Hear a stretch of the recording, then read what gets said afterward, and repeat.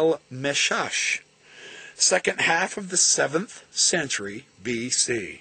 7 seals, most from the 7th century BC, and 11 bulla, most from the time of Lehi. Mathoni and Mathoni-ha have not just one, have not just two, have not just 3, they have multiple dozens of confirmations now through the archaeology. And the critics say there's no archaeology for the Book of Mormon. Obviously, they're not doing their homework. And finally, to the name Sam, I'll skip over a few others because this is getting long enough already. Sam, the brother of Nephi. Little Sammy. He came to the New World with his father, Lehi, and his family. 1 Nephi 2:5 and 2 Nephi 5:6 and Alma 3:6. Now they've suggested, of course, our critics, they have suggested that this is just a diminutive of the word Samuel. However, in Hebrew, Shemuel is a compound name. Shem, the element for name, and El, the element for God. The actual name Sam, however, as such, has been discovered and attested on a bronze ring-mounted seal dating to the 7th century BC. Again, to the same era and time and place. Others have read this name as Shem in Paleo-Hebrew, but there is no distinction in writing between the sheen and the sin, the latter being sh in English. It is the same letter used at the beginning of the name Sariah. So various dialects of Hebrew pronounce this letter in different ways anciently. And from the story in Judges 12:6, we find that some of the tribe of Joseph pronounced it S instead of sh, reminding us that Lehi was a descendant of Joseph, 1 Nephi 5:14.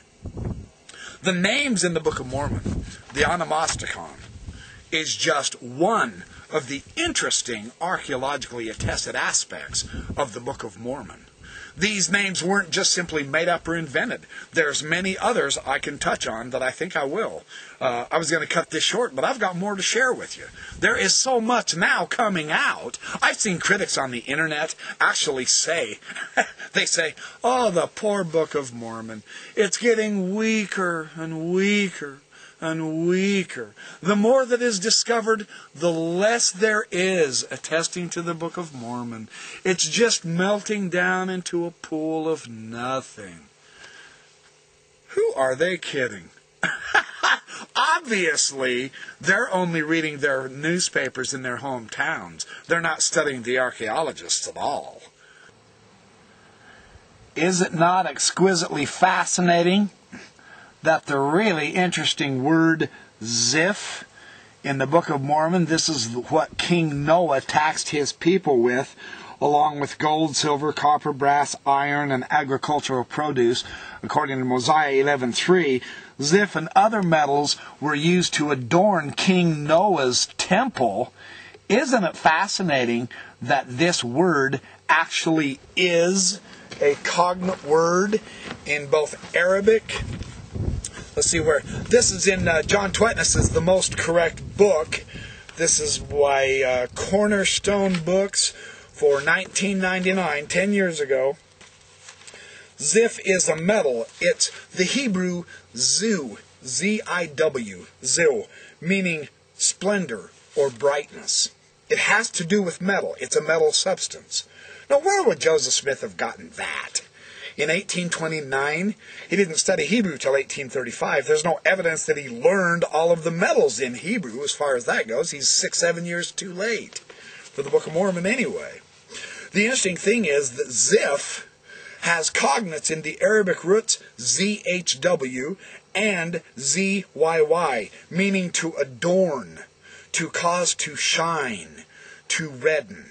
Isn't it fascinating? The cognates of the other Semitic languages also confirms that Ziph was used as a metal to adorn the king's buildings in Mosiah 11:8-11.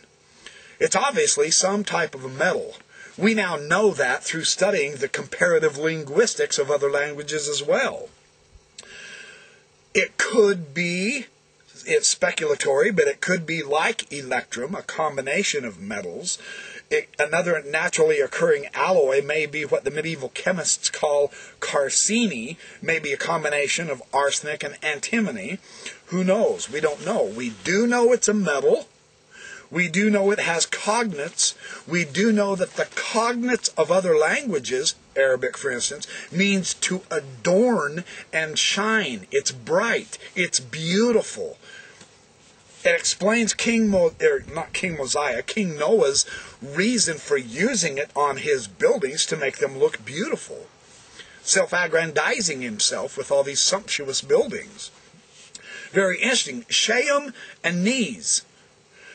The terms are included in a list of food crops in the Book of Mormon that include corn, wheat, barley, and other seeds in Mosiah 9:9. So we suspect it's some kind of a cereal grain. Isn't it fascinating that Shem is a common Akkadian word that refers to cereal? I find this on page 346 of Twetness's work. It denotes either wheat or barley. Now, Neas is harder to explain, but we can compare it to a late Babylonian term, Neshu, which is an unidentified plant, and it has the same types of consonants in it. Or the ending may be related to the Sumerian word, Ash, again, A-S-H. The word is N-E-A-S. As far as that, denoting either a wheat or cereal grains in general. The initial element could be the Sumerian word ni, which is known in the word nigig, and it's denoting something of grain. So the Sumerian and the Akkadian languages were spoken in ancient Mesopotamia. That's where the Tower of Babel was built. It may be that the word Shem and Neas were used by the Jaredites who came from that region, and later borrowed by the Nephites to describe their own cereal and grains. That's fascinating how it's the same cultural concept. It's a food substance in the ancient world as well as in the Book of Mormon. And then the Curlums and Cumums. This is a merrymaker with the critics.